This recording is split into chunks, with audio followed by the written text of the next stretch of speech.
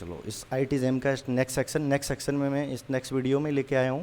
देखो सबसे पहले जो मैंने लास्ट टाइम पढ़ रखा है क्या, एक चाइनीज़ रिमाइंडर थ्योरम, और उसके बाद जो मोस्ट इंपॉर्टेंट सबसे ज़्यादा जो यूज़फुल हमारा टॉपिक है वो आयलर टॉसेंट फार्मूला, जिसको हम शॉर्ट में जब भी लिखेंगे केवल आयलर ही फार्मूला लिखेंगे, अब टॉसेंट नहीं बोलेंगे इतना लंबा, केवल आयलर को ही प्रेफरेंस देंगे। जो आयलर फार्मूला है हमारा, उस आयलर फार्मूले में सपोज़ मैंने जैसे कि आपको लास्ट टाइम आयलर फार्मूला क्या बताया है, आयलर फार्मूला या जो भी आयलर फंक्शन है, फंक्शन ही बोलो, मैंने फंक्शन लिखा था, उसमें आप निकालते क्या हो आयलर फार्मूला में, कौन सी GCD, जैसे सपोज m कोई नंबर है जिसका मुझे आयलर फंक्शन निकालना है या इसकी वैल्यू निकालनी है फाई m की, तो इसके साथ GCD 1 आना चाहिए। तो यहाँ पर वो सभी यहाँ पर हम इंटीजर्स या नेचुरल नंबर्स रखेंगे जिसका इसके साथ GCD 1 हो, तो कहीं ना कहीं ये हमारा फंक्शन बन रहा है। जैसे कि सीधा बोलूँ कि फाई, मैंने इसको डिनोटेड किया था phi m is equal to इसको अगर वन वर्ड में बोलें या लैंग्वेज बोलें तो set of all, phi m is equal to क्या है, set of all elements whose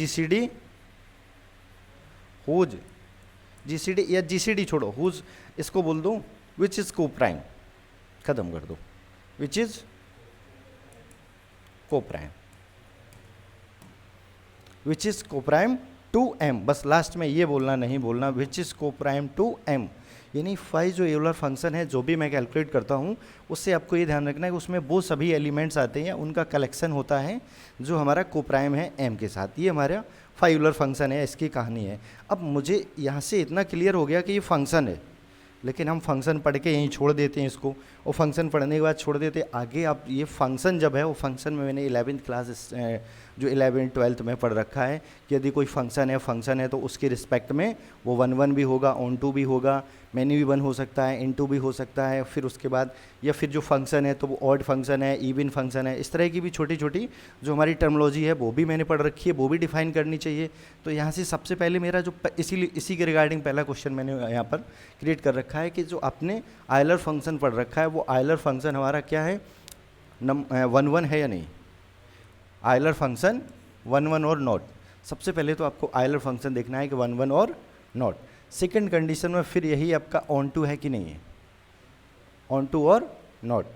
और थर्ड जो हमारा फंक्शन है आयलर, उसके लिए आपको डिफाइन करना है कि इवन है या फिर ये ऑड फंक्शन है, इवन है या नहीं है, या इवन है या ऑड। तो इसके लिए नेक्स्ट स्लाइड पे चलते हैं। अब ये बस 3 क्वेश्चन है जिसको मैं फाई यूलर फंक्शन पे डिफाइन करेंगे। तो पहले मैं फाई यूलर फंक्शन का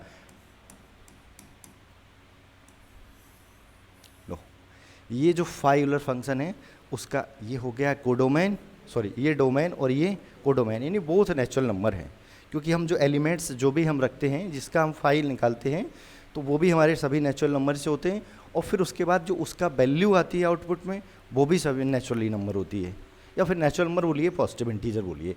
तो ये आपका फाई यूलर फंक्शन का डिफाइनिंग फार्मूला हो गया है। अब मैं कह रहा हूँ कि सपोज फाई 1 की वैल्यू कितनी आई है, 1, समझना, फाई 1 की वैल्यू 1 लास्ट टर्म मैंने कैलकुलेट कर रखा है, और फिर फाई 2 की भी वैल्यू, तो ये प्राइम नंबर है तो इसमें से 1 सब्ट्रैक्ट करोगे, ये भी 1 है। और 1 में हम क्या जानते हैं, अगर कोई फंक्शन 1 है, यानी any function is 1 that mean अगर आप 2 डिस्टिंक्ट एलिमेंट, 2 अलग अलग एलिमेंट टेक कर रहे हो तो उनकी इमेज भी डिस्टिंक्ट होनी चाहिए, अलग अलग होनी चाहिए। बट यहाँ पर क्या है एलिमेंट्स तो बट इमेज इक्वल है, सो इट इज नॉट, ये आपका 1 नहीं है, ये आपका 1 नहीं होगा।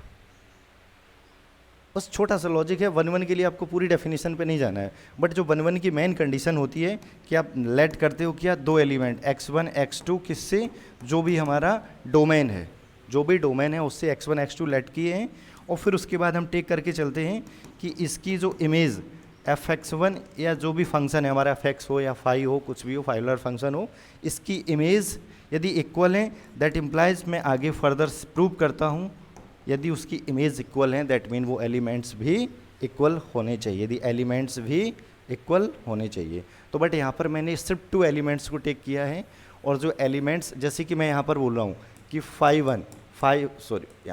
One is equal to five two, but 1 does not equal to 2, ये कंडीशन फेल हो गई 1 1 की, सो इट इज़ नॉट 1 1। तो आपका फाइव जो यूलर फंक्शन है वो एक 1 1 फंक्शन नहीं है। अब नेक्स्ट चेक करते हैं कि ये ऑन टू फंक्शन है कि नहीं। समझना, ऑन टू फंक्शन है या नहीं है ऑन टू फंक्शन। ठीक है, इसको थोड़ा इसको क्लीन कर देते हैं, नेक्स्ट पेज ले लेते हैं, देखते हैं नेक्स्ट पेज में क्या है। अरे भाई नेक्स्ट फंक्शन आ गया, इसी पेज में इसको डिफाइन करते हैं, इसको एरेस कर देते हैं।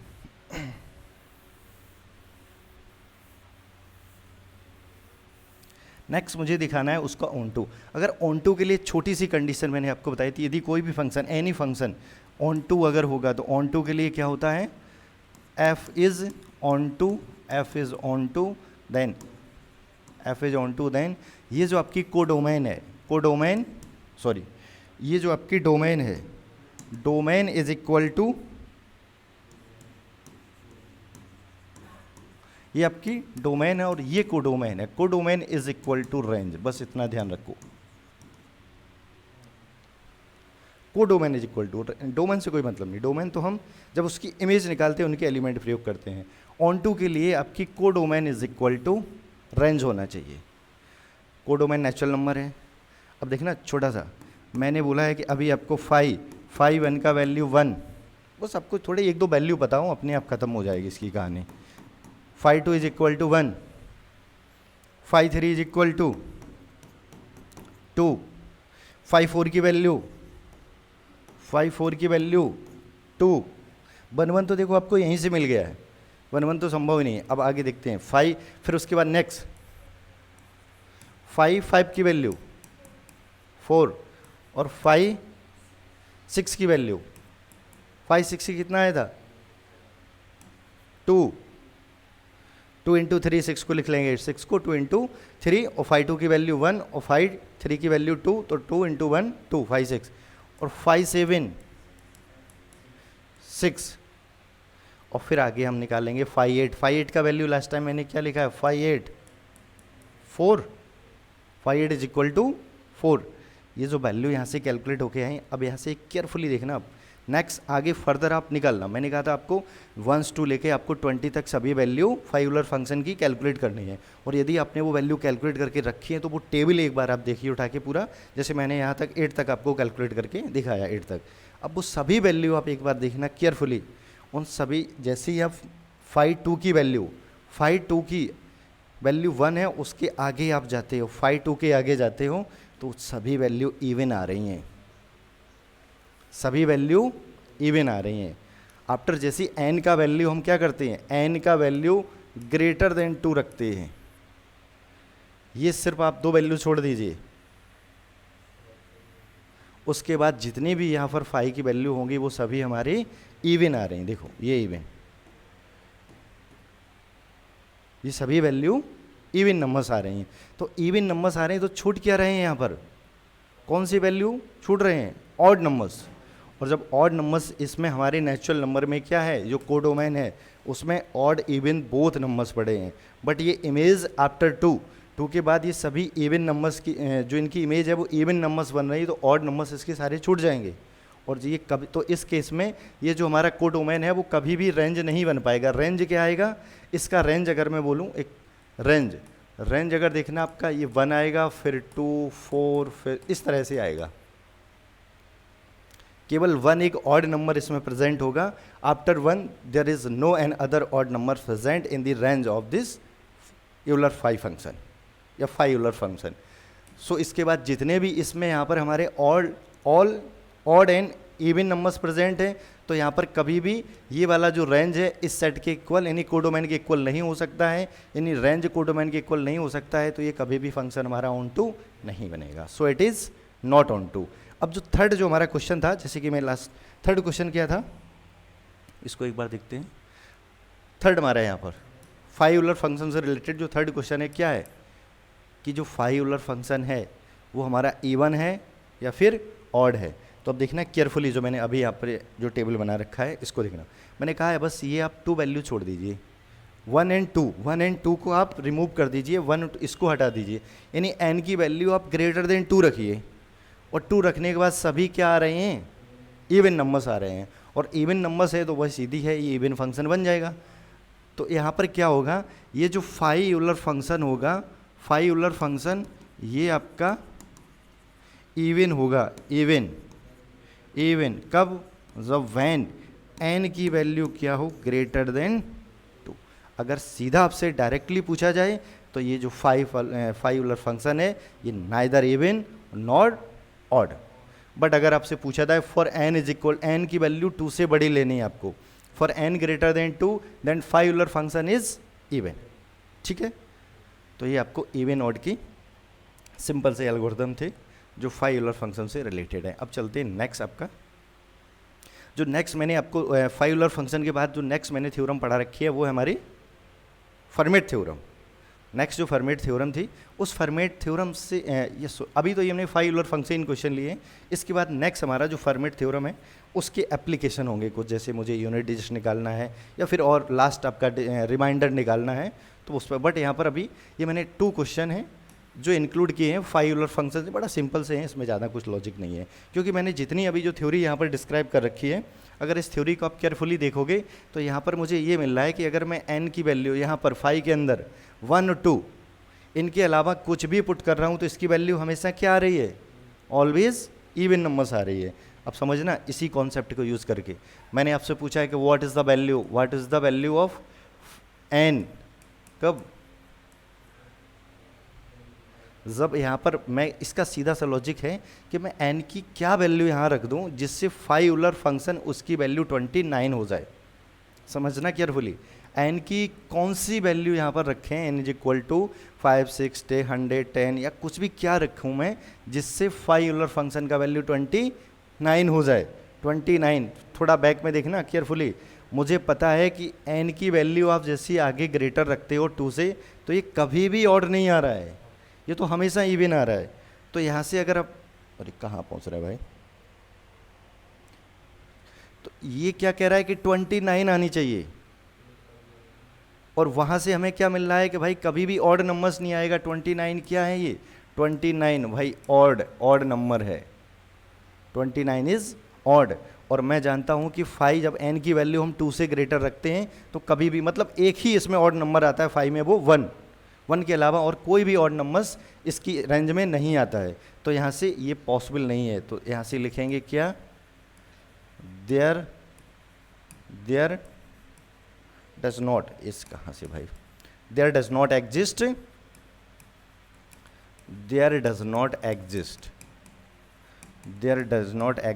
Any n for which phi n is equal to 29। कोई भी ऐसा हमारे पास नंबर नहीं है जिसके लिए फाई यूलर फंक्शन की इमेज 29 बन जाए। तो सिमिलरली इसी के पैरेलल क्वेश्चन नंबर 2 है, ये आप लोग अब समझ गए होंगे।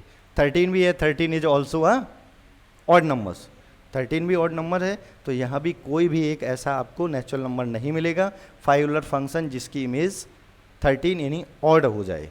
सिर्फ ऑड नंबर आता है इमेज में, वो केवल 1 आता है जो फाई 1 की वैल्यू है और फाई 2 की वैल्यू है। तो इसकी regarding there is no natural number for which the image of phi Euler function is 13। I hope ये छोटा सा कॉन्सेप्ट है, वो सब एक दूसरे से रिलेटेड थे, इसलिए मैंने यहाँ पर इसको इंक्लूड करके रखा है। चलते हैं नेक्स्ट टॉपिक पे। ये जो मैंने लास्ट टाइम आपको फर्मेट थ्योरम पढ़ा रखा है, क्या फर्मेट थ्योरम याद है, भूल गए? बस ये फर्मेट थ्योरम की एप्लीकेशन है आपके। क्या था फर्मेट थ्योरम? ए एक्स कन्ग्रुएंट, सॉरी ये तो लीनियर कन्ग्रुएंट पे आ गए हम लोग। फर्मेट थ्योरम क्या था? A to the power p congruent a modulo p, और यहाँ पर बस जीसीडी क्या होना चाहिए, ए और पी का जीसीडी 1 होना चाहिए, या फिर एन अदर लैंग्वेज में हम ऐसे ही बोल सकते हैं इसको, ए टू दी पावर मैन जो बेसिक आपका ये है modulo P. This is format theorem. या इसका दूसरा जो स्टेटमेंट है वो इस फॉर्म में भी हम इसको लिख सकते हैं फर्मेट थ्योरम को। अब चलते हैं, जो हमारा प्रॉब्लम क्या दे रखा है, क्वेश्चन क्या दे रखा है मुझे कि find the value of 27 to the power 501 यानी 27 लिखा है ना, 27 इसकी पावर 501 और किसके मॉडलों के रिस्पेक्ट में 5। और जो मॉडलों का मेन क्या होता है यहाँ पर, मॉडलों से मतलब डिविजिबल से होता है हमारा। तो अच्छा, इसको समझने से पहले मैं एक छोटा सा आपको कॉन्सेप्ट डिफाइन करता हूँ, जैसे मॉडलों वाला, क्योंकि मॉडलों की कहानी पढ़ने के लिए सबसे ज़्यादा ज़रूरी होता है मॉडलों का नेचर समझना। जैसे कि मैं यहाँ पर 5 लिख रहा हूँ, और अगर आप किसी भी नंबर, कोई भी नंबर्स लिखा है, उसको आप 5 से डिवाइड करोगे तो ऑलवेज इसका रिमाइंडर क्या आएगा, 0। और मैं ऑलरेडी बता चुका हूँ कि जब भी मैं लीनियर कन्वर्जेंस पढ़ रहा हूँ मुझे रिमाइंडर को ही फोकस करना है और कुछ नहीं। तो अगर मैं इस 5 को लिखता हूँ, देखना 4 + 1 is equal to 0। Equal to आप यहाँ प्रयोग कर सकते हो, जरूरी नहीं है सब। तो that mean 4 is equal to -1, और सिमिलरली 3 इज इक्वल टू -2। लेकिन यहाँ कहानी आपको आगे याद रखनी है इन सब के लिए, ये मॉडलो क्या है उसके रिस्पेक्ट में ये वैल्यू, मतलब जैसे ही मॉडलो चेंज होगा तो उसके अकॉर्डिंग ये चेंज होता रहेगा। और फिर आप क्या लिख सकते हो, 2 इज इक्वल टू -3। बस ये चीज़ें आपको बस ध्यान रखना है कि जितना मॉडलो है उसको इक्वल 0 रखिए, और फिर इधर उसमें से -1 दोनों तरफ सब्ट्रैक्ट कर दीजिए। इस तरह से उसकी वैल्यू डिफरेंट मुझे मिल जाएगी, ठीक है। तो यानी 5 जो आपका 5 लिखा है ना, 5 को हम 4 इज इक्वल टू -1 भी लिख सकते हैं, या फिर अगर माइनस कहीं 2 लिखा है तो उसको मैं प्लस का 3 लिख सकता हूँ। ये सिर्फ इतना एक्सप्लेनेशन का मतलब है कि यदि कभी माइनस में आ रहा है, कभी भी माइनस में आ रहा है, तो उसके अकॉर्डिंग हम प्लस में क्वांटिटी कैसे रखेंगे विद रिस्पेक्ट टू मॉडलो। अगर कहीं वैल्यू कोई माइनस में आ रही है तो हम प्लस में कैसे रखेंगे। जैसे अभी ये फर्स्ट, जब भी इस तरह का आपको क्वेश्चन दे रखा है, जैसे यहाँ पर 27 की पावर 501, और यहाँ पर क्या दे रखा है, मॉडलो 5। आप ये सब भूल जाइए, जो भी गिवन है उसको आप सब भूल जाइए, बस इतना देखिए 27 में अगर मैं 5 से डिवाइड कर रहा हूँ, 27 को 5 से डिवाइड कर रहा हूँ, तो ये मुझे मिलने वाला है 2 कितना, मॉडलो 5, ठीक है। 27 को मैं 5 से डिवाइड कर रहा हूँ तो ये मुझे शेषफल यानी रिमाइंडर मिलने वाला है 2। तो उसी को as a congruent modulo relation में क्या लिख सकता हूँ मैं, 27 कन्ग्रुएंट 2 मॉडलो 5।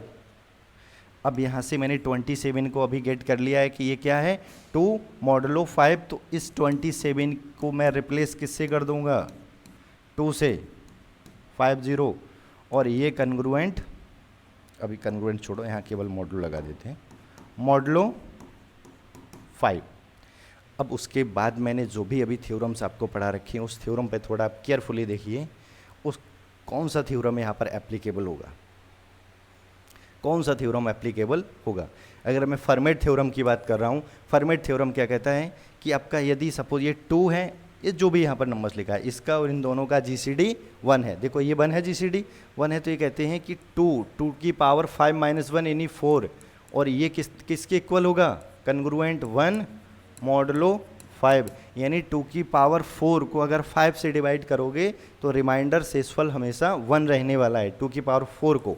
अब मैं क्या करता हूँ, ये 2 की पावर 4 का रिमाइंडर 1 है शेषफल, तो ये जो भी लिखा है इसको मैं 4 से डिवाइड कर देता हूँ, यानी 501 को आप 4 से डिवाइड करोगे, यानी 4 के टर्म्स में लिख लो, 2 की पावर 4, 2 की पावर 4 इस फॉर्म में, उन सबका शेषफल 1 आएगा, तो 1 × 1 होके वो लास्ट में जो भी देखते हैं। जैसे 4 से डिवाइड किया, 4 से डिवाइड किया तो ये कितना आया आपको, 1, और दिस इज़ 1। मतलब रिमाइंडर देखना है आपको, सिर्फ ओनली रिमाइंडर देखना है और सब भूल जाइए। रिमाइंडर कितना आ रहा है आपका, जैसे 1 2 2 5, यानी 1 आ रहा है, रिमाइंडर 1 आ रहा है, रिमाइंडर 1 इसका।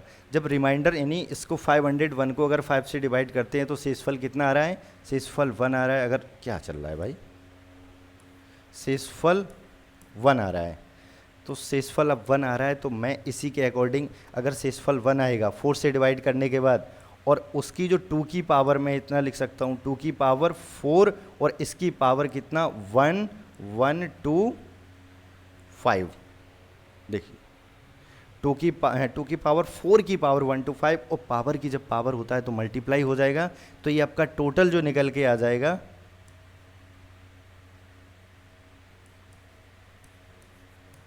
ये बना दिया मैंने, और इसका हमारा जो इस तरह से लिखने का मेन क्या है, क्यों हम इतना मतलब इस फॉर्म में इसको लिख रहे हैं, क्योंकि मुझे यहाँ से पता चल गया है कि 2 की पावर 4 जिसका शेषफल रिमाइंडर 1 आएगा। अगर यहाँ 2 की पावर 4 इसकी जगह में हम 1 रख देता हूँ तो 1 की पावर फिर कुछ भी करेंगे तो वो 1 और 1 इंटू 2 2, तो इस तरह से जो फाइनल इसका जो शेषफल या रिमाइंडर कितना आ जाएगा 2। बस ये लॉजिक है, जो फर्मेट थ्योरम पढ़ रखी है उसका एप्लीकेशन है।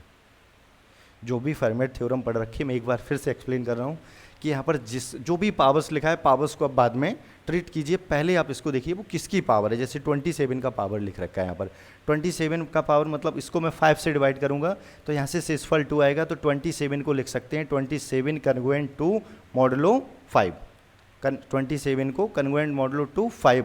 अब यहाँ पर शेषफल अगर इसको 5 से डिवाइड करते हैं तो शेषफल ओनली 2 आ रहा है, तो यहाँ पर अगर जो भी हमारा लिखा है इसको डिवाइड करेंगे तो शेषफल क्या आएगा 2।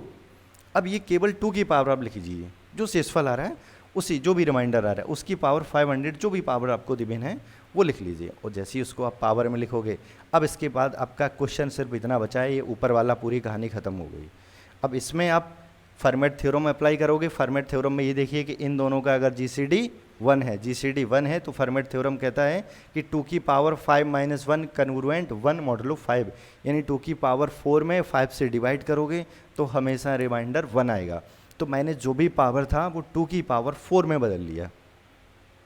2 की पावर 4 में चेंज करने के बाद यहाँ पर हमने देखा कि 2 की पावर 4 इंटू 125, इसका मतलब कितना है 500। अगर इसको आप सेपरेटली कैलकुलेट करोगे ये 500 लिखा है, बट हमारा 2 की पावर है कितना 501, तो एक पावर मैंने अलग कर दिया है इंटू करके।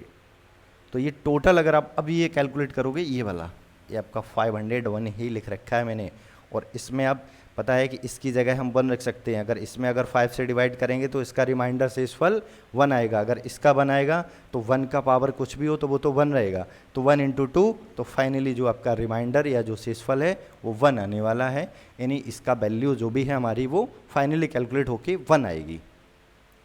ये जो 2 आएगी, 1 इंटू 2 2 आएगी, फाइनली ये जो लिखा है इसकी वैल्यू 2 आएगी।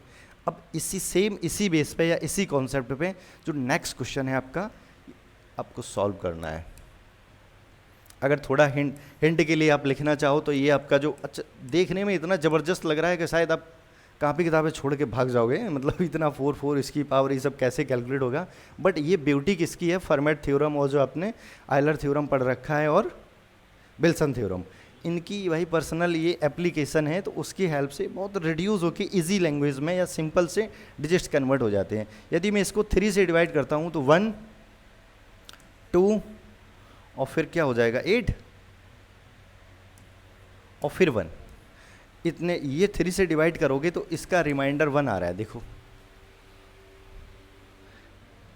3 से इसको डिवाइड करोगे इसका रिमाइंडर 1 आ रहा है, और जब इसका रिमाइंडर 1 आ रहा है तो 44,000 ये आपका 444 को मैं लिख सकता हूँ कन्ग्रुएंट 1 और मॉडुलो 3। अब इस क्वेश्चन में कुछ भी नहीं बचा, बड़ा इजी क्वेश्चन हो गया है ये, एकदम सिंपल सा क्वेश्चन अगर आप देखोगे, क्योंकि इसका रिमाइंडर क्या आ गया 1। अब इस 1 में जो भी हमारा क्वेश्चन लिखा है इसकी जगह मैं 1 रख सकता हूँ, और 1 की पावर फिर कुछ भी हो 1 ही हो जाएगा। विद इन आपका 1 सेकंड का है, बस आपको इसको रिड्यूस कर लेना है बस। या जो मॉडलों की कहानी है और एप्लीकेशन है, आपको 3 थ्योरम्स मैंने अभी लिख रखी हैं, Euler theorem, format theorem, Wilson theorem. ये आपको थ्योरम्स हमेशा याद हों, इसकी स्टेटमेंट किन कंडीशन में इनको अप्लाई करेंगे, और फिर जो आपका मॉडलों की कहानी आपको पता है कि किस तरह से किसी नंबर्स को हम डिवाइड करके और उसका जो शेषफल आ रहा है तो उसको कन्ग्रुएंट मॉडलों में किस तरह से लिख सकते हैं, तो ये बड़ा ईजी लैंग्वेज में कन्वर्ट हो जाएगा। अब देखते हैं नेक्स्ट क्वेश्चन क्या है आपका। सबसे पहले नेक्स्ट क्वेश्चन को रीड करते हैं। हाँ, इसमें मैंने देखो 3 क्वेश्चन इंक्लूड कर रखे हैं, नंबर्स नहीं पढ़े हैं, नंबर्स डाल देता हूँ। ये आपका सेकंड है, ये 3 है, 3 क्वेश्चन इंक्लूड कर रखे हैं।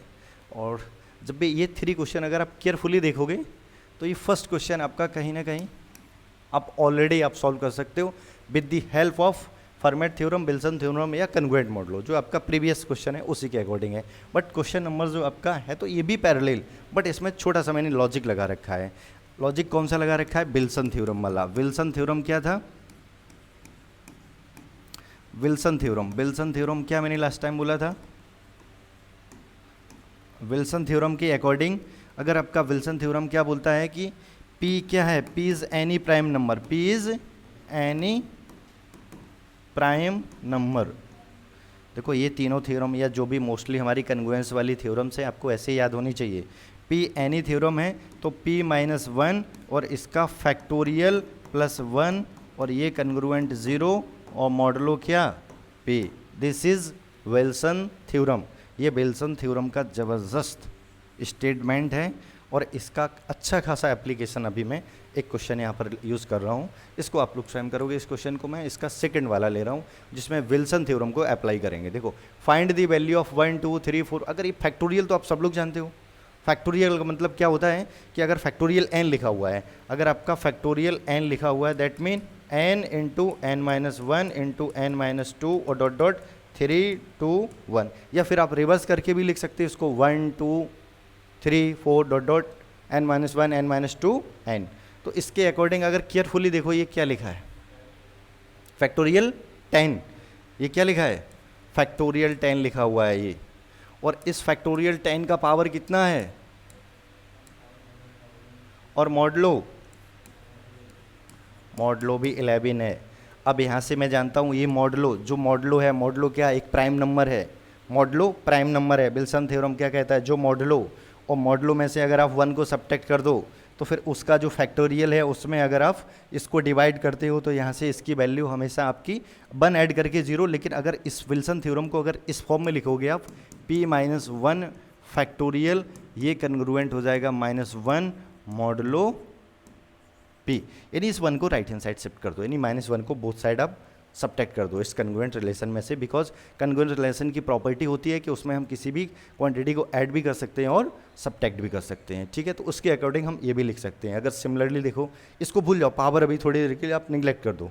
तो ये जो आप अकॉर्डिंग टू विल्सन थ्योरम ये क्या लिखा है -1 और मॉडलो 11। ये विल्सन थ्योरम के अकॉर्डिंग अगर मैं p इज इक्वल टू वहाँ पर आपका 11 पुट कर देता हूँ तो ये मुझे माइनस मिल जाए। अब इसके बाद मुझे फोकस इस क्वांटिटी पे करना है, यानी अगर मैं इस 11 का इसमें डिवाइड करूँगा तो उसके बाद जो शेषफल रिमाइंडर कितने आने वाला है -1। तो यहाँ से जो टोटल ये जो क्वांटिटी लिखी है ये क्या हो जाएगी -1 की पावर 11। और हम जानते हैं क्या कि अगर -1 की पावर एक ऑड नंबर है, -1 की पावर ऑड नंबर तो उसकी वैल्यू -1, और यदि -1 की पावर एक इवन नंबर है तो उसकी वैल्यू +1 होती है। तो इसकी फाइनली वैल्यू क्या आ जाएगी -1। लेकिन अभी पूरा नहीं हुआ है, हमारा पूरा क्वेश्चन नहीं हुआ है। मुझे हमेशा ऑलवेज कभी भी जब भी आप फर्मेट विल्सन या कोई भी मॉडलो वाली प्रॉपर्टी यूज़ करते हो तो हमेशा उसको पॉजिटिव में आंसर लाना होता है। तो अभी मैंने एक छोटा सा आपको कॉन्सेप्ट लिख रखा था कि जो भी मॉडलो हो, मॉडलो जैसे कि मॉडलो क्या है 11, इसको आप इक्वल कीजिए 0 के, मॉडलो 11 इसको 0 के इक्वल कीजिए। और यदि बोथ साइड से आप 1 सबट्रैक्ट कर दोगे तो ये 10 इज इक्वल टू क्या हो जाएगा, 10 इज इक्वल टू -1। तो इस -1 को मैं क्या लिख सकता हूँ 10। तो फाइनली जो इसकी जो वैल्यू निकल के क्या आ गई हमारी 10। ये जो पूरा जो कन्ग्रुएंट लिखा है ना 1 2 ये पावर, इसके वैल्यू टोटल जो कैलकुलेट करने के बाद वाई विल्सन थ्योरम या विल्सन थ्योरम को अप्लाई करके हम इसकी वैल्यू निकालेंगे, ये ओनली 10 आएगी। तो कितना देखने में काफ़ी ज़बरदस्त लिख रहा है। और अगर आप इन जनरली आप देखोगे तो आप समझ में नहीं आएगा ये कैसे सॉल्व करें। और इस क्वेश्चन को मैं तो मॉडलो फॉर्म में लिख रखा है। आप देखोगे जनरली जब एप्लीकेशन इसके मिलते हैं तो यहाँ पर सिर्फ इतना लिखा मिलेगा इस तरह से कुछ, और इसकी पावर, फिर उसके बाद बोलेंगे इसको 11 से डिवाइड करने के बाद, 11 से डिवाइड करने के बाद इसका रिमाइंडर शेषफल क्या आएगा। जब भी क्वेश्चन पूछे जाते हैं एग्जाम में या कहीं भी आप देखोगे तो ऑलरेडी यहाँ पर मिलेगा इस तरह से क्वांटिटी लिखा हुआ, फिर उसमें लिखेगा कि 11 से डिवाइड करने के बाद इसका शेषफल कितने आने वाला है। और शेषफल एक पॉजिटिव, जो भी हमारा जो डिवाइड करते हैं 0 से और जो डिवाइड करते हैं उसके बीच में होता है, इसलिए हम इसको हमेशा पॉजिटिव लेते हैं, यानी शेषफल सीधी बात है पॉजिटिव होता है। तो इसके अकॉर्डिंग इसकी वैल्यू आ गई हमारी 10। सिंपल सा कॉन्सेप्ट है। फर्मेट थ्योरम आपको हमेशा याद, विल्सन थ्योरम याद है आपको, बस उसको यूज़ कीजिए और इजी लैंग्वेज में इसको डिफाइन कर दीजिए। इसी के अकॉर्डिंग क्वेश्चन नंबर आपका, इसी के अकॉर्डिंग क्वेश्चन नंबर 3 है इसका। और 3 में थोड़ा मैं हिंट दे रहा हूँ आप लोगों को, घर पे करना है। क्वेश्चन नंबर 3, क्वेश्चन नंबर 3 में क्या लिख रखा है 15 फैक्टोरियल 15 का पावर, फैक्टोरियल 15 का पावर कितना है फैक्टोरियल 15 का पावर ये काफ़ी है, 5 टाइम्स 1 है, 4 टाइम्स 0 फिर 1 है, मॉडलो 17। ये देखते ही मुझे लगता है चक्कर आ जाएंगे, इतना ज़बरदस्त लिख रखा है, और इसको कैसे कैलकुलेट करेंगे, कैसे रिमाइंडर इसका निकालेंगे, तो इसकी कहानी बहुत ज़बरदस्त है। मॉडलो कितना है 17। अब बट यहाँ पर प्रॉब्लम ये क्रिएट हो गई कि अगर मैं ये जहाँ भी देखो फैक्टोरियल अगर कहीं भी दिख रहा है तो समझ लीजिए विल्सन ही याद कर लो, विल्सन थ्योरम यूज होगी। अगर फैक्टोरियल की पावर कुछ भी लिखा है तो विल्सन थ्योरम यूज होने वाला है। और विल्सन थ्योरम के लिए हम जानते हैं यहाँ n-1 p-1 जो भी प्राइम नंबर है यहाँ पर, इसमें से 1 सब्ट्रैक्ट कीजिए, 1 सब्ट्रैक्ट करने के बाद जो भी है वो आना चाहिए। लेकिन अगर 17 में से 1 सब्ट्रैक्ट करोगे 16 मिलेगा, लेकिन अभी तो फैक्टोरियल हमारा क्या है 15 है। अच्छा, एक फैक्टोरियल का आप बिहेवियर जानते होगे, अगर फैक्टोरियल क्या लिखा है n-1 लिखा है, समझना, इसमें अगर मैं n का मल्टीप्लाई कर दे रहा हूँ नोमिनेटर एंड डिनोमिनेटर बोथ में n का, तो ये यहाँ से कन्वर्ट क्या हो जाएगा फैक्टोरियल n/n।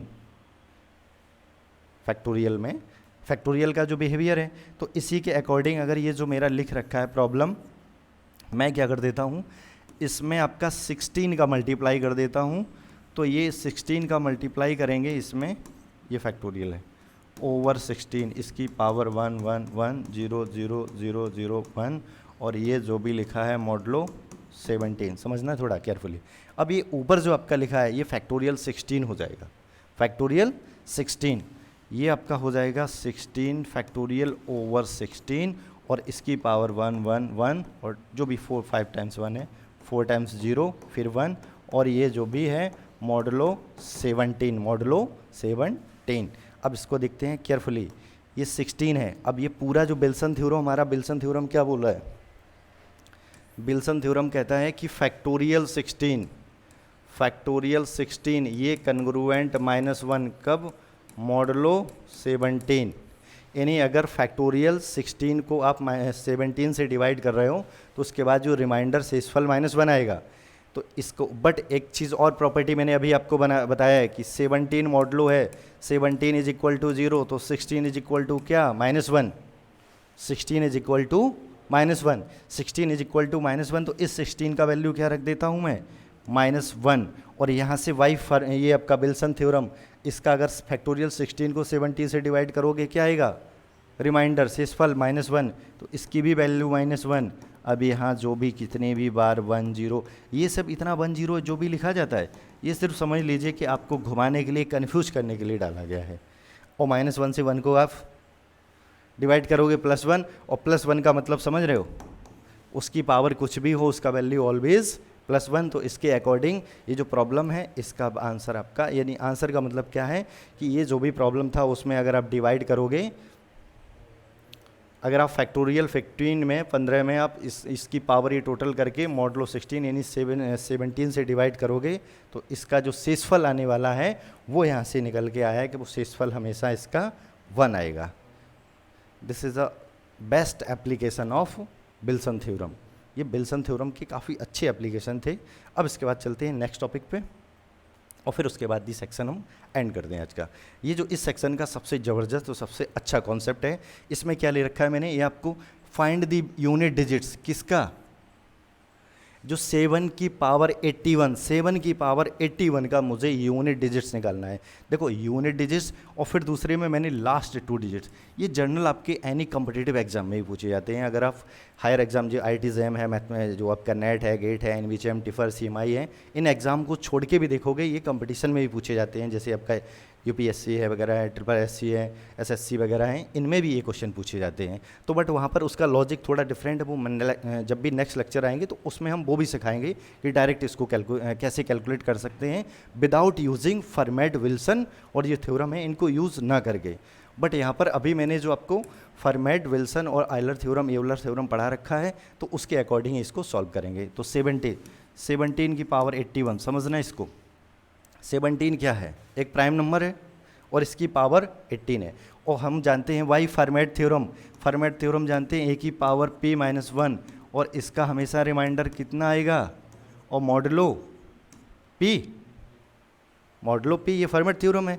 तो यदि मैं इस 7, देखो 7 एक प्राइम नंबर है, इसकी पावर देखो p-1, एक मिनट, 17 पे 17 प्राइम नंबर है, और इस पर मैं फर्मेट थ्योरम लगा कि मैं इस पर आयलर थ्योरम लगा रहा हूँ, ठीक है।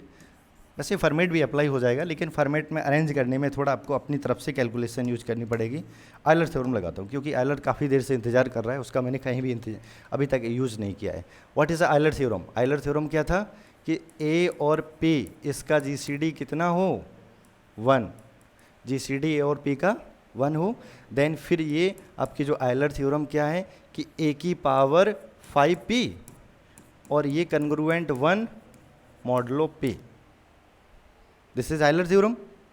अब इसके अकॉर्डिंग हम देखें p क्या है, यहाँ पर जो भी हम डिवाइड कर रहे हैं वो प्राइम नंबर हमारा 7 है, जो भी प्राइम, बट यहाँ पर जीसीडी हमारा उसी फॉर्म में होना चाहिए।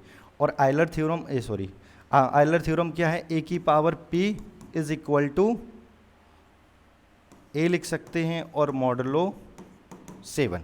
अब इन दोनों थ्योरम्स को यूज़ कर लो या जो भी आपको सुटेबल लगे उसको यूज़ करके, क्योंकि जब भी इस तरह का क्वेश्चन है तो हमेशा समझ लीजिए यही आपको होने वाला है। अब चलते अपना मेन कॉन्सेप्ट पे। देखो, जब भी इस तरह से क्वेश्चन दिया जाए आपको 2 शब्द याद रखने, यूनिट डिजिट्स। यूनिट डिजिट्स में हमेशा मॉडलो रहेगा 10, और लास्ट 2 डिजिट्स जब भी पूछे जाएँ, किसी कुछ भी लिखा हो कितनी भी पावर, उसकी लास्ट 2 डिजिट्स पूछे जाएँ तो उसमें मॉडलो रहेगा 100, और दी लास्ट 3 डिजिट्स पूछे जाएँ तो उसमें मॉडलो रहने वाला है आपका 1000, ठीक है, 1000। यानी जितने आप डिजिट्स हैं 1 लगा के अब उतने ही जीरो उसके पीछे रखते चले जाइए, वो मॉडलो फिक्स होते हैं। तो इसके अकॉर्डिंग अगर इसको देखें तो इसको हटा देते हैं। हाँ, तो इसको हमेशा मैंने कहा है कि जब भी इसको निकालना है जो भी लास्ट डिजिट्स, तो इसको कन्ग्रुएंट कर दो, कन्ग्रुएंट बाद में करना, पहले मॉडलो कितना कर दो, मॉडलो 10। अब समझना, ये आपका सिंपल प्रॉब्लम अभी जो मैंने लिख रखा है उसी टाइप का हो गया है, सिंपल हो गया प्रॉब्लम।